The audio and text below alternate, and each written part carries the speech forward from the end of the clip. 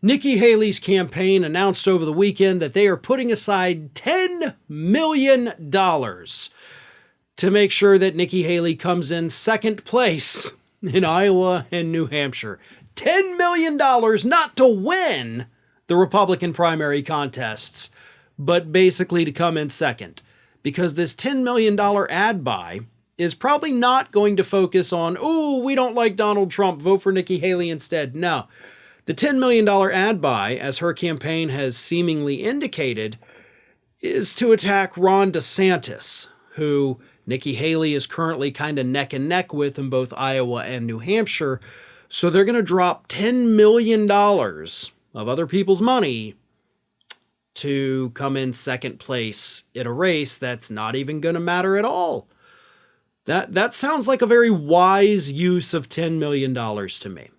And actually, I'm not being sarcastic, because if the $10 million is spent to effectively end Ron DeSantis' career, then that is money well spent, right? We do not want, and I'm telling you this as somebody that's unfortunately had to live under Ron DeSantis' rule for almost 5 full years now, you don't want him as president of the United States. So if Nikki Haley wants to blow $10 million of her donors' money to end his career, let her do it. That's a good thing. That is a good expense. But maybe it's not all just to end Ron DeSantis' career. Obviously, Haley is trying to paint herself as the only viable alternative to Donald Trump. And with Tim Scott announcing on Sunday that he is officially out of the race, Nikki Haley stands to pick up maybe 1, 2, 3 additional percentage points in voters, and that could seriously help her out when it comes time to voting. But I don't think all of this money is being spent just to end Ron DeSantis' career. I think Nikki Haley wants to have a strong showing in Iowa and New Hampshire to prove to Donald Trump that she has what it takes to win elections by coming in second, which I know sounds weird, but that's what she's aiming for. But also to endear her to him so that he picks her as his potential running mate.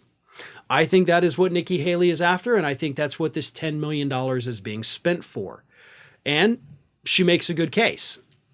Unlike some of the other names that have been floated for Donald Trump to pick as a running mate, names like Marjorie Taylor Greene, Kari Lake, Sarah Huckabee Sanders, those figures are kind of universally despised. Even, by the way, in Sarah Huckabee Sanders' own state of Arkansas, she actually has a record low approval rating that actually, ironically, hasn't been seen since her dad was the governor of Arkansas. They hated him at first, and then they said, let's give his daughter a try, and then they say, oh, wait, we hate her too.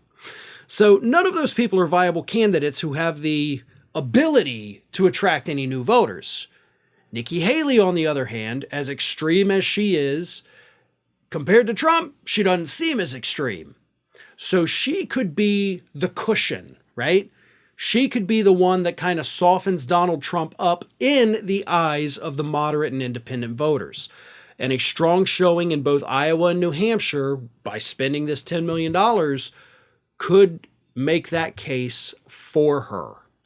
And if Donald Trump pairs with Nikki Haley in the general election, I do think that creates a problem for the Democrats.